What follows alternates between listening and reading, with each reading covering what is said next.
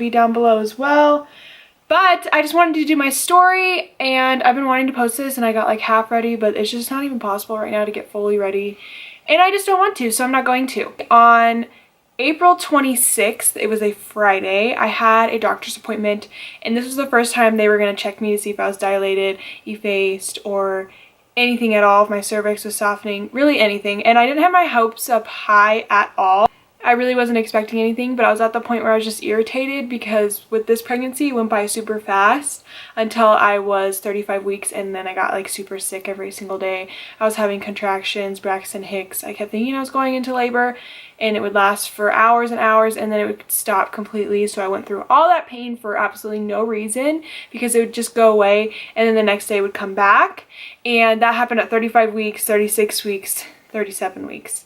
So that was a pretty miserable time for me, and it just sucked for the end of my pregnancy because it went by so fast. I was trying to enjoy it, but I couldn't because there were so many issues.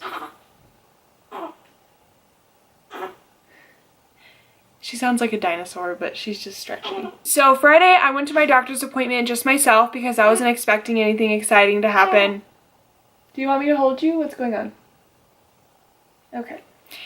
I didn't expect anything exciting to happen. I expected to be irritated, and I didn't want to be bothered by anyone when I got the news that I had zero progress and that they'd see me next week. I went there. He just checked my stomach. They checked my weight, which I was gaining weight like it was my job.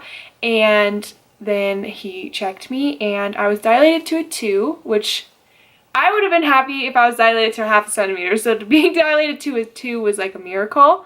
And I was 80% effaced, and she was super, super far down into my pelvis. And he was like, I honestly think she'll come anytime now. She seems pretty ready, and I don't think I'll see you in a week, but if I do, then I will. But if you want, I can schedule an induction date for you at 39 weeks, and we can just have that set and call the hospital and get you in for an appointment at like 6:30 a.m. I believe it was on May 8th is when I was going to be 39 weeks in one day. That's when I was going to be induced. And I decided that I was going to do that because I was really just over the pregnancy, and just hearing that I was going to have a baby that day made it sound a lot more exciting than, oh, you might make it to 40 weeks, you're going to be miserable, you have no date to look forward to because you don't know when you're truly going to have a baby. I didn't really want to be induced. I actually feared being induced. It's not something I was interested in, but I was to the point where I was so miserable and just so tired of being sick and so tired of not being able to be myself that I was like, do anything to get this child out. So yeah, but I didn't make it to my induction date, obviously, but it was just nice to have that there. I was 37 weeks, 3 days on that Friday.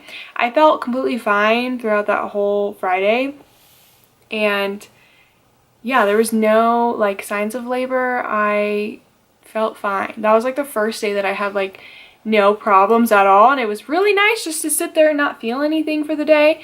But I went to bed around 11:30, but my best friend, Michaela, she's been my best friend since I was like 6 years old, she had texted me that her water broke.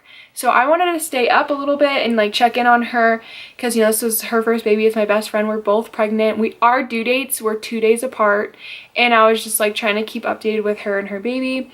And yeah, so I kind of stayed up in bed, and I started cramping a little bit, but I was like, I don't even care. Like, this is normal for me. I'm not telling anybody I'm cramping. I'm not going to tell Brandon I'm cramping because it's going to get his hopes up, but I already know it's going to be gone by tomorrow. I went to bed at 12, and then Brandon came in at 12:30. At 12:30 is when my cramping was very odd. Like, it kept coming very frequently and then going away. It wasn't like a strong contraction at that time, but what I thought was just cramping was the beginning of my labor. And it was just very odd because it was nothing like Avi's. Avi's like eased into it, and then, you know, when your contractions are 10 minutes apart, then 8 minutes apart, and 5, 4, you know, it goes down. This one was not like that at all. I have no clue what this baby was doing. I don't really think she knew what she was doing, but that's when my labor had begun at 12:30. Brandon came in at 12:30 to come to bed, and he was like, oh, are you cramping? How are you feeling? I was like, I'm kind of cramping, but I think I'm okay. And I just laid there and I couldn't go to sleep because they kept coming, and I was like, this is weird. And every time it would go away, I was like, oh, okay, it's done with, and it would come back. And finally I told Brandon, I was like, I don't know what this is, but it keeps coming back, and I don't know if these are contractions. I really don't know. And you'd think I would know because I already had a baby, but honestly, this was nothing like my previous labor, so I had no clue what was happening. Eventually, they started getting stronger and stronger to the point where like I had to close my eyes and breathe through them.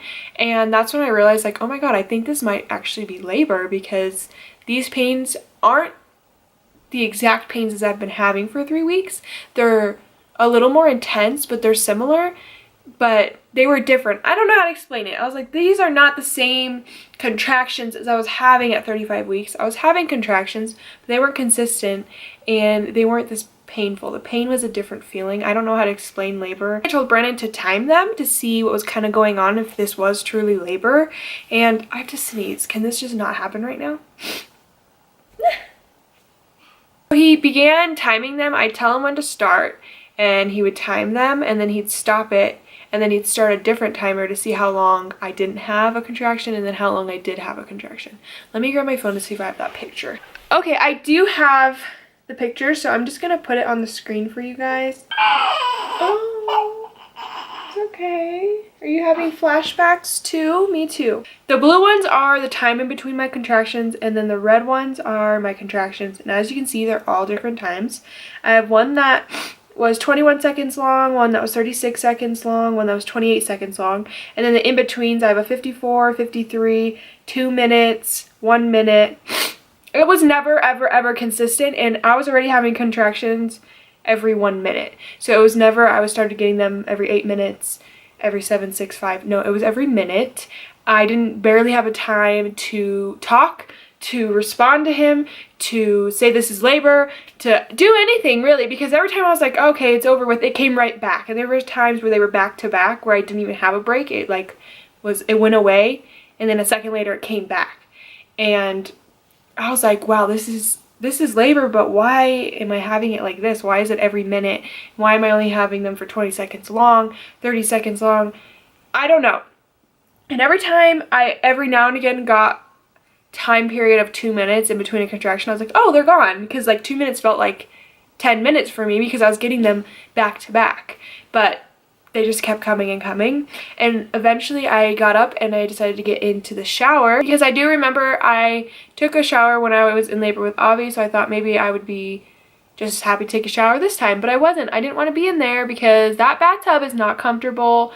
It was just uncomfortable to be in there. The contractions were too consistent and too back-to-back to even want to be in water at that time.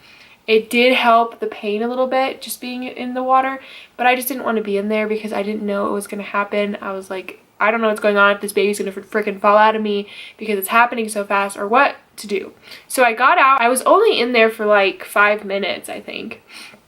And I got out, I got dressed, and right when I got dressed I had another contraction, and I got out. Should I pack my stuff? Should I get the stuff in the car?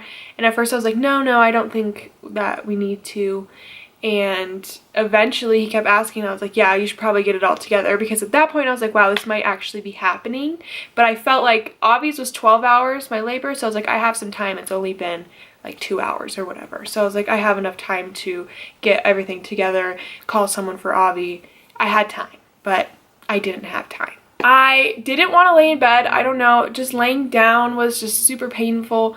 I didn't know if I wanted to stand up. I was standing by the kitchen drinking water, and I told him, I was like, I don't know what I want to do. I don't know if I want to just stand here. I don't know if I want to lay down. He's like, well, do you want to watch TV? And I was like, yeah, let's watch our show. We were watching Good Girls, I think, which I don't remember any of it because I was too busy dying.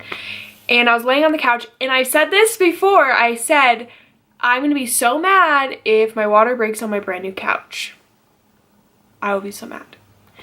I was laying there on my side, like across the couch, and I felt, I haven't had my water break before, so this was just a new experience. I just told everyone that I wanted to experience this, but I regret saying that. I was laying there, and I just felt, it was like almost like a crunch pop kind of feeling. I don't even know how to explain it.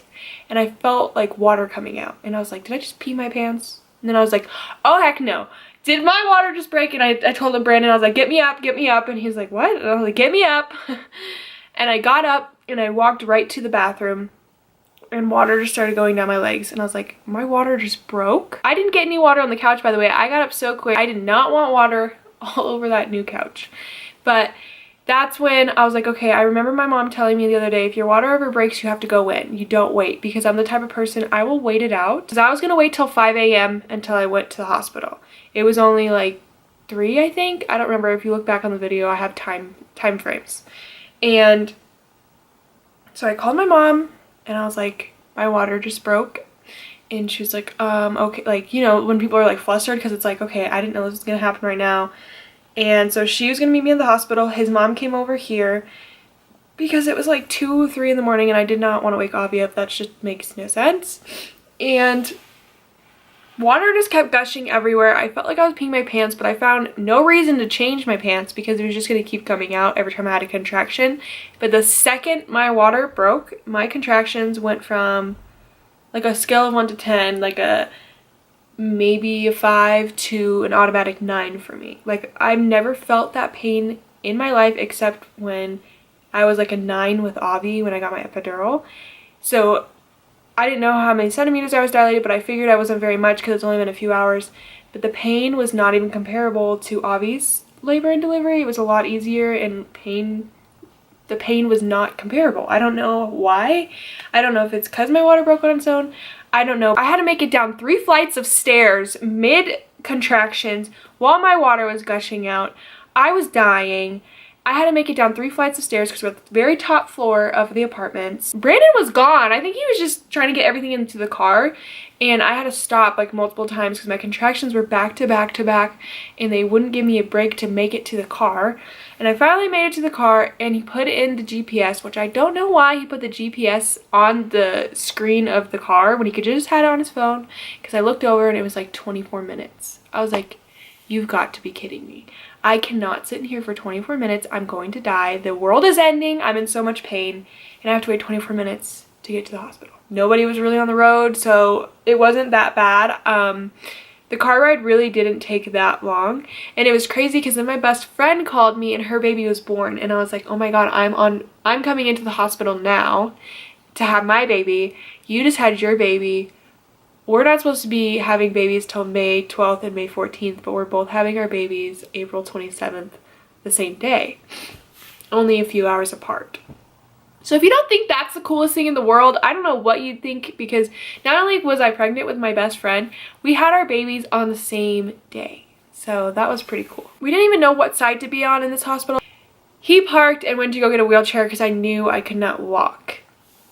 He comes over with the wheelchair, I get in the wheelchair, I tell him to go slow because you know when you're rushing and you just want to get there, but it hurt way more when he was going fast. So I was like, just slow down and we'll get there.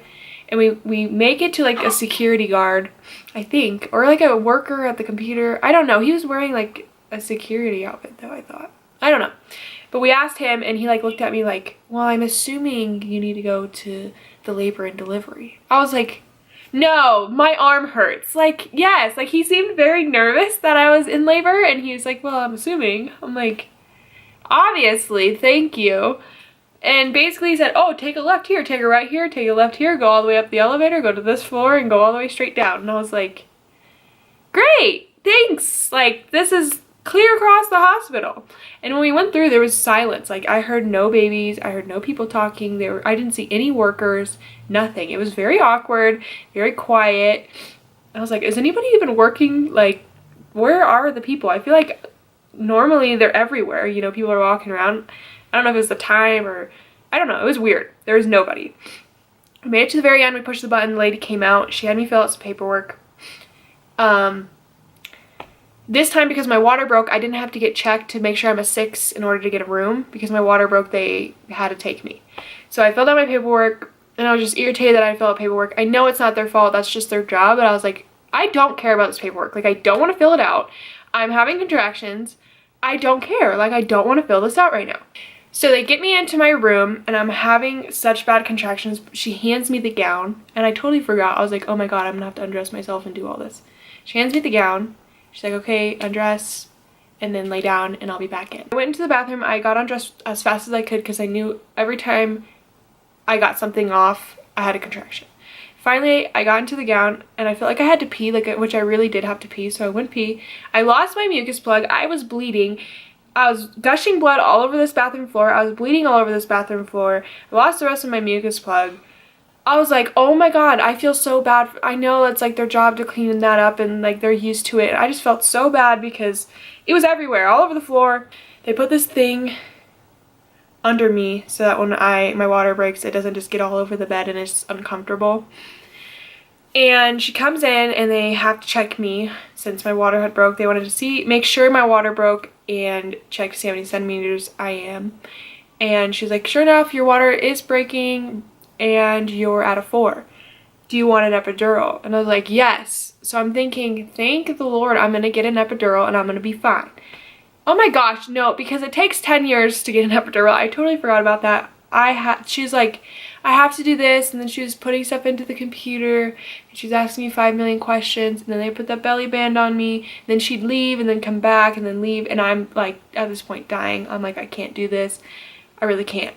My mom got there, and, you know, she was there, and Brandon was there, and my mom was like, it'll all be worth it. I was like, okay, but right now it's not worth it, so, like, it's just, you know, in the moment, I was like, this isn't worth it, but obviously, it is completely 110 million% worth it because now I have the baby. I forgot too, I had to move rooms. Like, this was a process. It wasn't just a get in, get an epidural, enjoy your day. It was a get in, have 5 million things to do, and then you get your epidural. I had nurses come in and they were like, okay, well, we have to get the doctor in to do your epidural. He'll be in soon.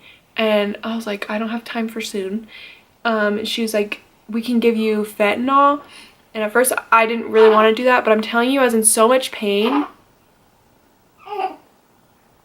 I didn't care what they gave me. Like, I just wanted to be able to breathe for 2 seconds because these contractions were so intense and so close together. I didn't even have time to do anything. So she put the needle in my arm. They did all that stuff. That stuff sucks. And they gave me the fentanyl. And it did hit really fast. It was like a fuzzy feeling. Like, I felt like I couldn't open my eyes and I felt like the world was spinning. That's what I felt like. It wasn't a good feeling.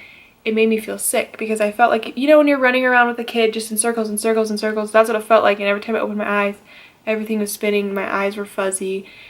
The pain, it wasn't gone, but the contractions were manageable enough to be able to react to people talking to me and to breathe for a minute. But the doctor came in for my epidural, and at that point I was scared. I kept telling Brandon I'm really scared because with Avi, I got my epidural at like almost a 9 and I was mid-contraction when he gave me the epidural, so I didn't care about the needle. I'm now on this fentanyl where I'm spinning and feeling fuzzy and the pain isn't as terrible, so am I gonna feel this needle? Is it gonna, I don't know. I was really scared.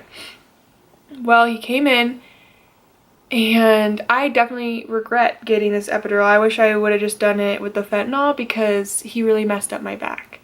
My back is still in excruciating pain and I don't know which way to turn it. Laying straight back on my back makes it hurt really, really bad. It all just really sucks, but I know that they tell you that this could happen. There's many things that could happen. And so it does suck, but yeah.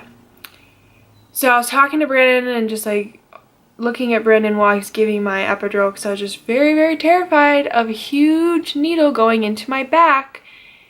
But I didn't feel it. I felt a little like pinch here and there, but it wasn't like something that I thought in my head. And at this point I was at a 7. But just thinking I was only at a 7 and with Avi I was at a 9.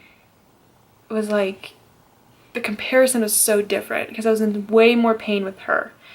This point I laid down, I was super excited because I was like, okay, now I have the epidural and now I get to enjoy this. Well, the epidural only went for my right side. My whole left side I was still feeling contractions. Fentanyl was kind of like wearing off to the point where I finally opened my eyes and it wasn't spinning and making me feel sick. But the contractions started feeling really, really painful again, but only on my left side. Like, my right leg was all fuzzy feeling and I couldn't lift it. My left leg, I could like walk on it if I wanted to. I felt everything. And I told her and she's like, okay, we'll lay on your left side and we'll try to get it to move over and just push the button a few times when it is available because they give you a button for epidural, and every time a certain amount of minutes is up, you could push the button for more. So I pushed the button a few times thinking it would move over to my left side, and it just didn't. And that terrified me because I knew I was about to be pushing and I'm going to feel it all on my left side, and that's terrifying. The nurse checked me and she's like, okay, well, she's really, really far down and seems like it's ready for you to push. But because of your history from Avi, I only pushed 10 times. She's like, I don't even want you to push until the doctor comes in because this baby will probably just come flying out and he won't make it. And unfortunately, the doctor I wanted that I had Avi, the one that delivered Avi, he wasn't there that day. So that really sucked. But the other guy that delivered her was just as amazing. And I pushed, I think, maybe 3 times. I don't know, maybe 3, 4 times.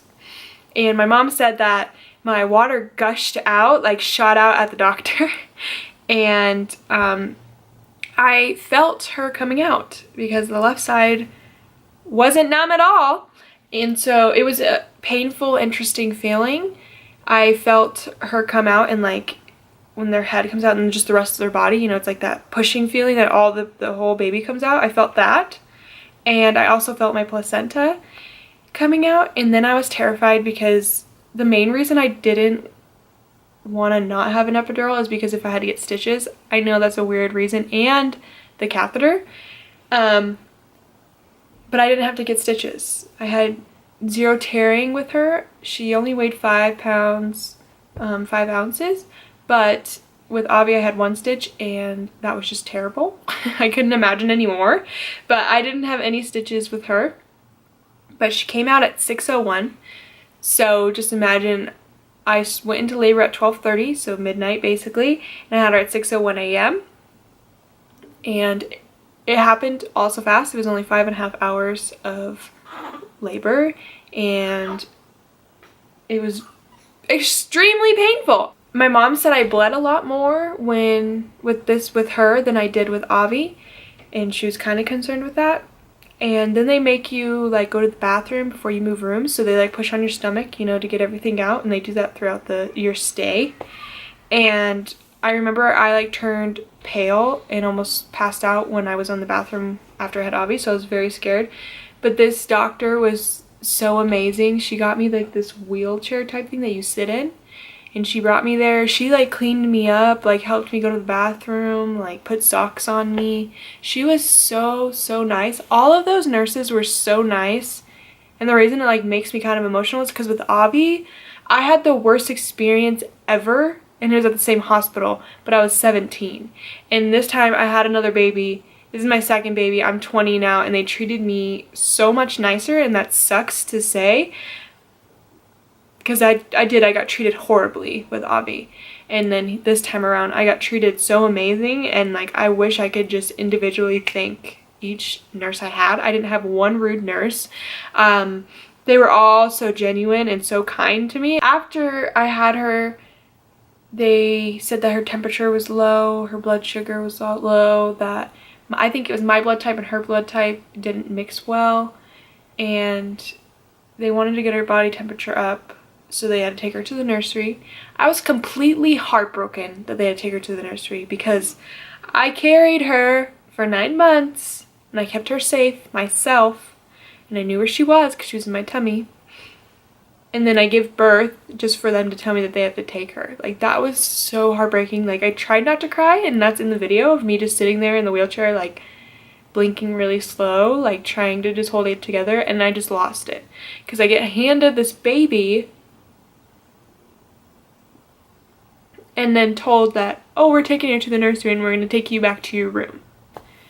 And they were really nice about it. They were like, it happens, it's okay, she'll be okay, just give her like an hour and we'll bring her back. And I was just so heartbroken. I knew she'd be fine, obviously, but it's just really scary to like give your baby away to somebody else to watch. But they put me in my wheelchair and we went to the nursery because they were just going to take her, but they saw how upset I was, so they wanted me to see the nursery, so I went there. They put her in the little warmer, and she was the only baby in there. So there was like 3 or 4 nurses working in that time, and they only had 1 baby. So I knew she was fine, but it was just really scary. And that's when like my aunt and my brother's girlfriend and all of them came to visit. And after an hour, they brought her back, and I had her since. Every time I fed her, they had to take her blood. So she had scabs and cuts all over her feet, which was really sad, because she has a couple things going on with her, but she's fine. They just wanted to keep it under control. Her body temperature went up and it never went back down after that. So that was really good. I only stayed in the hospital for one night. With Avi, I stayed two nights. This baby, I keep calling her the baby because I forget that you guys know her name. Story only stayed in the hospital for one night, and I got to go home. So that was really nice. Recovery-wise, I didn't have any stitches, so it was a pretty fast and easy recovery. Other things happened that I don't want to talk about. Just things that are normal that can happen to you. But yeah, I'm still going through that a little bit, but the recovery went really well. They had to have someone come in to do an ultrasound on her heart because she had a heart murmur, which they're going to check again in a few months. What? I didn't have a ton of people visit. I had my brother, his girlfriend, and their baby, Avi and Story's cousin. I had Aviana, obviously. I had my aunt and my mom and Brandon's mom. And I think that's it. And then I was gonna start having people come visit after when I got home, but I just had a really hard recovery, which I will do an update on in the next video. The recovery just went downhill and I was struggling for a little bit, and I'm just now starting to feel a little bit better. Not 100%, but a little bit better. As far as she goes, she went from 5 pounds 5 ounces to 4 pounds 9 ounces when she came home, and then a few days later I got her checked and she was 5 pounds 6 ounces. My camera overheated, but she surpassed her birth weight by 1 ounce. Now I'm sure she's even further than that because she eats way more than Avi did. And then we did the name reveal for you guys, and we actually did it the same day for our family when they came in. It was on that letter board, so they knew what her name was. And I know a lot of you were a little confused on how to pronounce her name, but it's Story Cree Mitchell. And yeah, I've been so excited to share that name with you guys because it's different, but I love it. But thank you guys so much for watching. Excuse the mess in the background. Just, you know, I clean it up, Brandon cleans it up, and then it becomes a mess again. But thank you guys so much for watching, and I hope you enjoyed this video. I'll see you next time. Bye, guys.